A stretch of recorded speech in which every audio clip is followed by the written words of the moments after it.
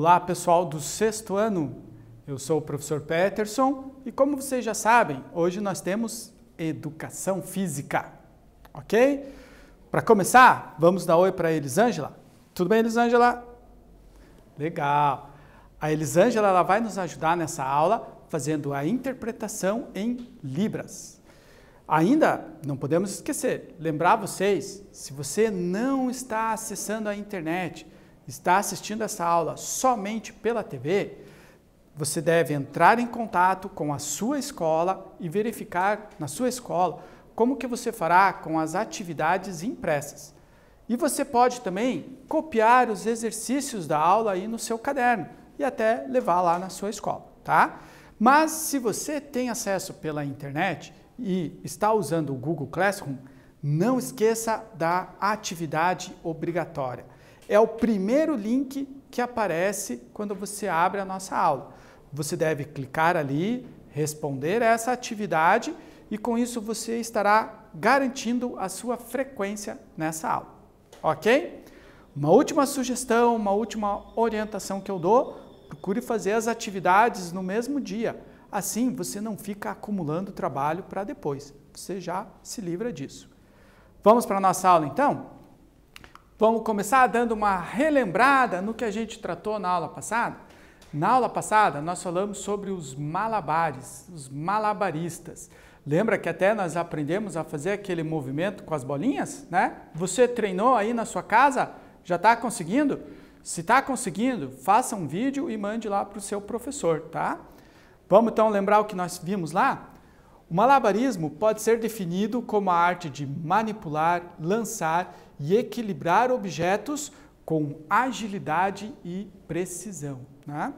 E a gente viu quais eram os tipos de malabarismos que nós temos. O malabarismo de lançamento, de equilíbrio, o de equilíbrio dinâmico, o giroscópio e o de contato.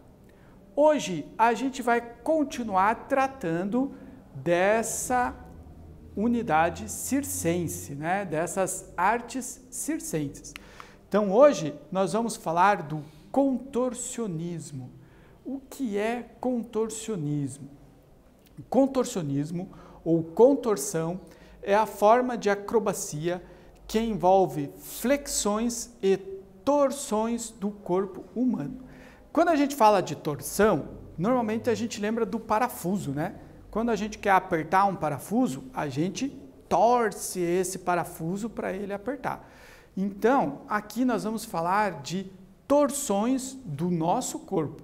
Será que a gente consegue executar alguns movimentos, né, contorcer o nosso corpo de forma diferente? Será que só algumas pessoas conseguem fazer isso ou será que todas conseguem? Será que isso vem com o treinamento? Mas se vem com o treinamento, o que eu devo treinar? Então a nossa ideia hoje é entender um pouquinho o que é esse contorcionismo, né? O que envolve, qual a capacidade do nosso corpo em realizar esse movimento, ok? Então olha só, a prática do contorcionismo é comum em espetáculos de circo. É a arte de maravilhar as pessoas através do corpo, né? Conseguir movimentos inusitados, inesperados com o corpo. É amplamente conhecido e admirado em todo o mundo desde a antiguidade. Existem vários registros, mas os mais antigos estão lá no circo chinês, né? Não no circo, mas na comunidade lá chinesa, certo?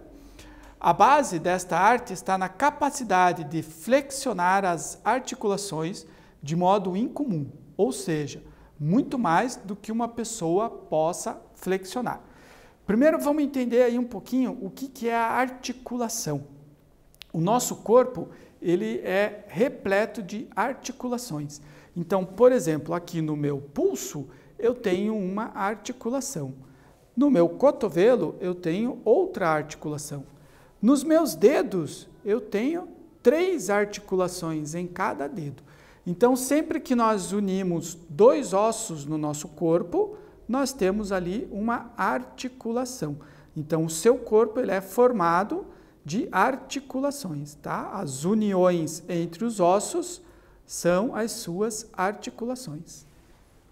Continuando, então. Encontrado em ilustrações e esculturas no Egito, na Grécia e em Roma. O circo romano foi um dos impulsos para que o contorcionismo continuasse até os dias atuais. Antigamente, as pessoas que praticavam o contorcionismo eram vistas com estranhamento. Elas pareciam pessoas de outro mundo, né? A ideia era essa. Como que essas pessoas conseguem realizar esses movimentos? Parece que essa pessoa não tem ossos, né? Então, a sociedade olhava para essas pessoas assim com um certo estranhamento. Até por isso que essas pessoas iam acabar nos circos, né? Os circos antigos, eles eram uma união de pessoas que a sociedade entendia como estranhas, né? Isso era comum nos circos da antiguidade, da Idade Média, por exemplo, né? Eram até chamados de show de horrores. Hoje não, né? Hoje o circo é um grande espetáculo, certo? Mas os contorcionistas ainda causam estranheza e espanto entre as pessoas, né? Durante as suas apresentações. A contorção é uma arte circense que se destacam tanto os homens quanto as mulheres. É uma arte que tem como objetivo mostrar a flexibilidade do corpo humano. A ideia é esta, mostrar quanto o corpo humano pode ser flexível. Já vamos entender um pouquinho o que é flexibilidade. Para a gente poder continuar, a gente tem que entender um pouco o que é flexibilidade. Flexibilidade é a capacidade física responsável pela amplitude do movimento em determinada articulação ou conjunto de articulações do nosso corpo. Então, aqui na imagem, nós estamos vendo uma articulação do nosso joelho, tá? São os ossos do joelho que estão aparecendo aqui. E essa união entre os ossos do joelho é uma articulação, tá? Inclusive, vocês estão vendo esse osso bem pequenininho aqui, ó? É aquela pontinha, né? Aquela redondinho do seu joelho, né? Chamado de patela, esse osso. Então, a união desses dois ossos formam uma articulação. Parecido com o joelho é o nosso cotovelo. O mesmo tipo de articulação que nós temos no joelho, nós temos no cotovelo. O que essa articulação permite? Que eu dobre o meu braço e que eu volte a estendê-lo até um limite. Depois ela para, como se fosse a dobradiça de uma porta. Eu não consigo fazer com que o meu braço dobre para o outro lado, né? Porque a articulação limita. Eu não consigo trazer o meu braço além de um limite aqui, porque a articulação também me limita. E o que é a flexibilidade? Uma articulação flexível, ela consegue ampliar esses movimentos. Então, por exemplo, um contorcionista consegue fazer com que o seu cotovelo dobre muito mais do que o meu. Então, ele consegue, vamos dizer, colocar a mão lá em cima aqui do seu ombro, colar um braço, né, essa parte do braço, sobre a parte de cima do braço, né?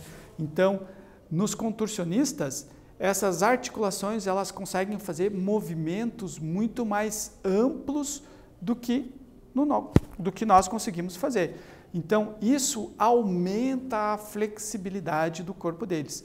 Por isso, eles conseguem realizar esses movimentos tão estranhos, né?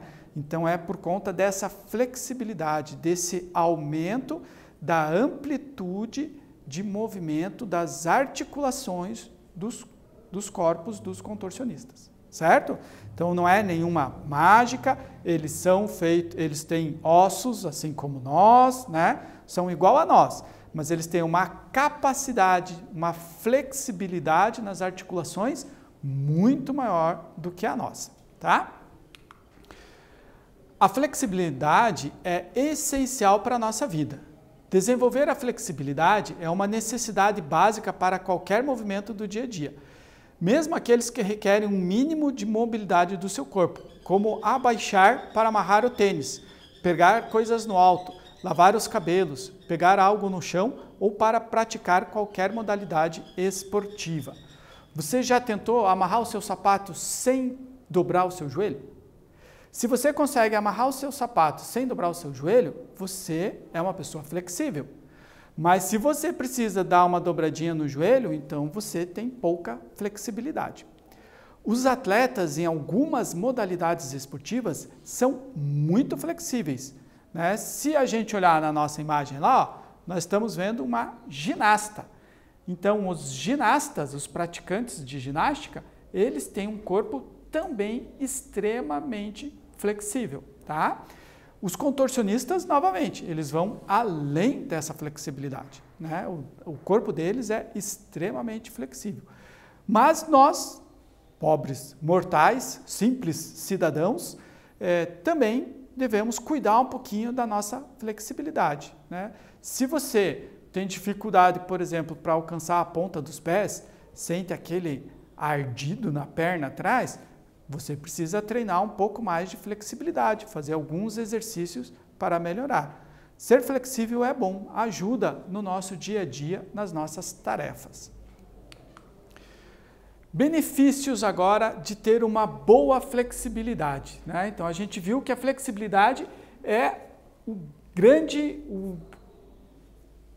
capacidade do contorcionista. Ele é muito flexível. E quais os benefícios de ter um corpo flexível? O aumento na qualidade do nosso movimento, o nosso movimento fica melhor, tá? A gente consegue se movimentar melhor. Melhora a nossa postura, né? Erros de postura a gente consegue corrigir se nós temos um corpo mais flexível. Diminuição nos riscos de lesões, né? Algumas pessoas, por não serem tão flexíveis, por não treinarem isso, por exemplo, numa simples caminhada, podem acabar tendo alguma lesão, tá? E melhora no nosso relaxamento muscular. Se nós temos uma flexibilidade ampliada, os nossos músculos relaxam melhor.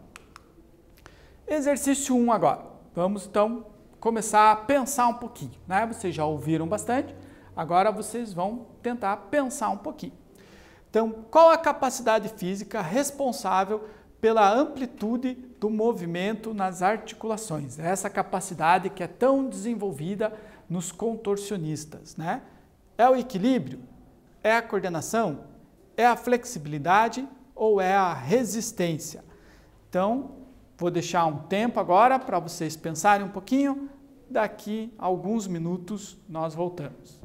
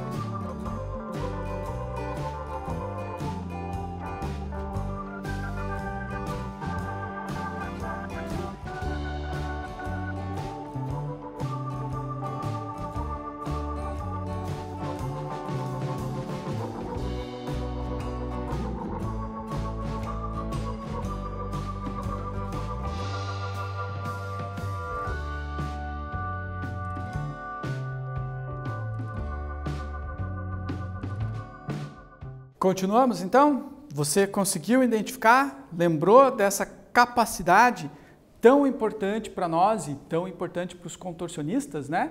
Então vamos ver qual é a resposta?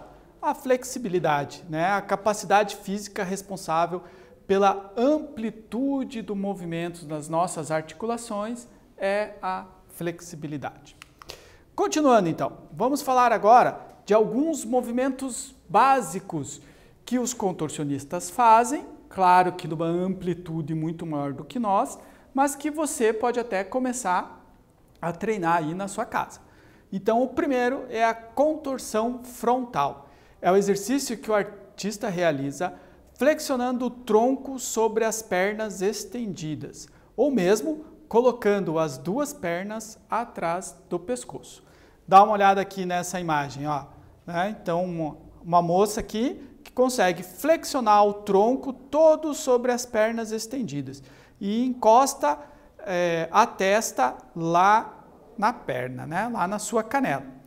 Você pode tentar fazer isso em pé ou também sentado, certo? Você senta, deixa os pés unidos, as pernas bem estendidas e tenta deitar o seu tronco, né? O seu corpo, o seu peito, o máximo que você puder na perna. Não dobra a perna, não tira, não dobra o joelho, tá? Vai o máximo que se puder. Se você não conseguiu encostar, volta, fica sentado de novo, tá? Retinho, vai mais uma vez. E com a repetição, você vai melhorando a sua flexibilidade. Isso é treinar a flexibilidade. Então, dobrar o seu tronco sobre as pernas é uma contorção frontal. Mais para frente, a contorção caudal é o ato de colocar os pés na cabeça, realizando extensões de tronco e de quadril. Essa categoria é a mais conhecida, que pode ser mais vista em circos. A gente pode comparar esse movimento com a ponte. Talvez vocês conheçam esse movimento como o movimento da ponte, né? Que é torcer o seu corpo, formar um arco com o seu corpo ao contrário, né? Pelas costas, mantendo os pés e as mãos apoiadas no chão, né? E as suas costas formam um arco, né? Movimento da ponte. Talvez alguns de vocês já tenham experimentado numa aula de educação física, outros não. Existe uma técnica para fazer. Eu não vou explicar aqui porque vocês podem até se machucar fazendo sozinhos. Esse é um movimento bem mais complexo que nós vamos deixar para vocês fazerem quando, né, as nossas aulas presenciais aí retornarem. Quando retornarem, daí o seu professor vai poder fazer com você lá na sua escola, tá? Mas só para você entender, esse exercício da ponte, né, esse arco que nós fazemos com o corpo ao contrário, é um exercício de contorção caudal, certo? A caixa, né? Esse é um exercício bem interessante, né? O contorcionista tem a capacidade de dobrar o corpo dentro de uma caixa muito pequena, colocando a cabeça, olha só, aonde? Entre os joelhos, né? Então é realmente pegar o corpo e dobrar. Não só colocar a cabeça entre os joelhos, mas dobrar as pernas também e fazer com o seu corpo como se fosse o fole de uma sanfona, né? De uma gaita. Você junta tudo e aquele pedacinho ali, né? Aquele corpo enrolado é colocado dentro de uma caixa. A gente vai ver depois um espetáculo circense que usa esse movimento da caixa, muito interessante, né? Muito popular, inclusive, né? Que vai chamar a atenção de vocês, né? Então, esse é o contorcionismo da caixa, né? Juntar, colocar a cabeça entre os joelhos, flexionar as pernas e, né, enrolar praticamente o seu corpo. Os números de contorcionismo não são baseados apenas na flexibilidade, mas também misturam números de dança, humor, malabarismo e até efeitos especiais. O espetáculo deve ser agradável ao público, para tanto, eles buscam formas perfeitas e harmônicas. Como eu falei no começo da nossa aula, lá antigamente, né, os contorcionistas até chocavam as pessoas, né? As pessoas ficavam chocadas em ver o que eles faziam e tinha gente que até podia passar mal, sentir náuseas, né? Ou ter alguma coisa. Então, os contorcionistas, claro, se sentiam mal com isso. Então, eles começaram a desenvolver uns números, né, mais agradáveis, que fossem não um horror, um show de horror, mas que fosse um espetáculo, né? Então, nesses números acabaram recebendo uma vestimenta, né? Um figurino mais preparado, colorido, né? Às vezes até lembrando alguns animais, né? Foi colocado música, luz, uma plataforma, como vocês podem ver aqui, né? As três meninas estão sobre uma plataforma para deixar ainda o movimento delas ainda mais evidente, né? Com toda a questão de luz.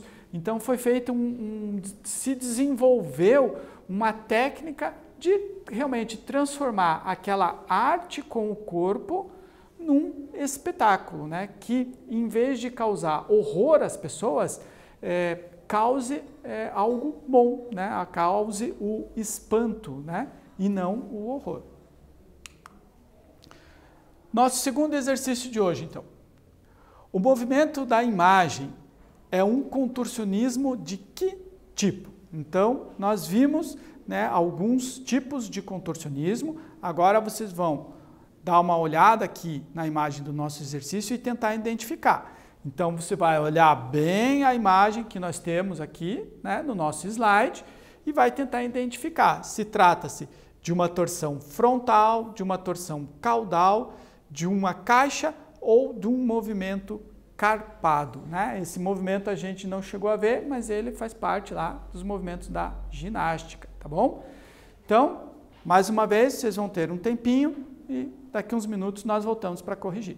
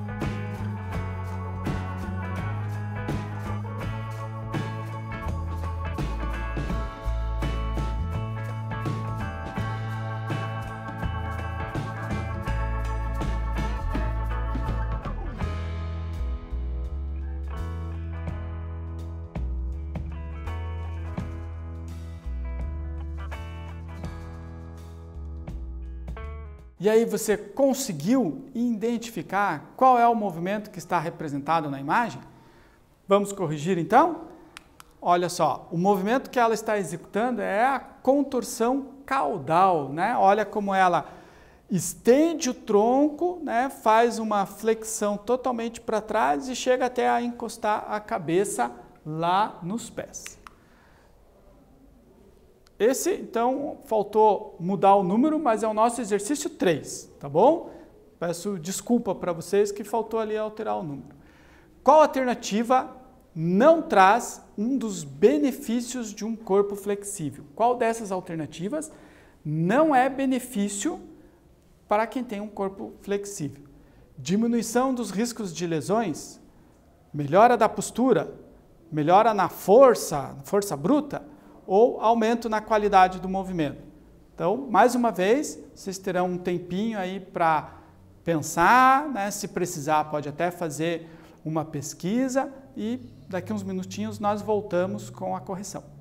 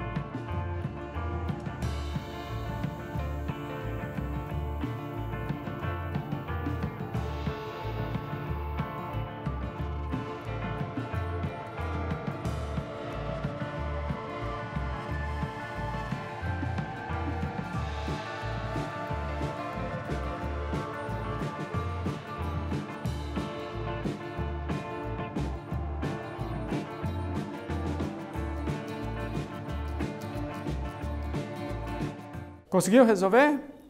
Vamos lá para a nossa correção? Então, o que não é benefício de um corpo flexível? A melhora na força bruta, né? Normalmente, força e flexibilidade não andam juntos. Se você é flexível, não é tão forte. Se você é muito forte, você é pouco flexível, né? São coisas diferentes. Continuando então, agora a gente vai falar sobre a boneca de pano. A boneca de pano ela tem vários nomes, mas é um espetáculo muito conhecido e muito interessante. Vamos entender um pouquinho sobre ele? Olha lá. Boneca de pano, boneca na mala, boneca maluca ou simplesmente dança da boneca. São os nomes que se dá a um tradicional número de contorcionismo muito dinâmico e divertido. Vamos ver como que é esse número? Nele, um ator, muitas vezes um palhaço, né, bem comum que seja feito por um palhaço, chega no palco o picadeiro carregando uma mala grande, pesada. Dentro da mala, ele traz uma grande boneca de pano, do tamanho de uma pessoa. Ao som da música, começa a dançar com essa boneca, com movimentos extravagantes, girando e dobrando a pobre boneca. Muitas vezes a boneca cai no chão, ele vai lá, pega a boneca de qualquer jeito, né? O braço dela dobra, ele joga a boneca nas costas, depois derruba no chão de novo. Então os movimentos são bem extravagantes, a forma com que ele trata essa boneca. Ao final do número, a boneca fica em pé, sobre as próprias pernas. Retira a máscara ou a peruca e revela ao público que tratava-se, na verdade, de uma pessoa, de carne e ossos, e não apenas de uma boneca de pano. Então, o interessante do número é exatamente esse. Parece que ele está dançando com uma boneca de pano, né? Algo que não tem vida, e no final é uma pessoa, né? E a grande dúvida que fica em quem está assistindo, nossa, mas será como que era uma pessoa? Como que ela conseguiu fazer todos esses movimentos nas apresentações? É isso que impressiona, né? Isso que causa o espanto do espetáculo do contorcionismo.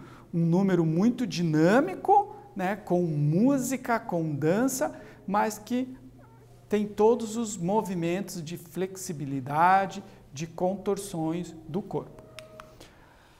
Nosso último exercício de hoje, então. O número da boneca de pano, tradicional nos circos, trata-se de um número de malabarismo, contorcionismo, equilibrismo ou de trapézio. Então, de novo, vou dar um tempinho aí para vocês. Daqui a alguns minutos nós voltamos para corrigir.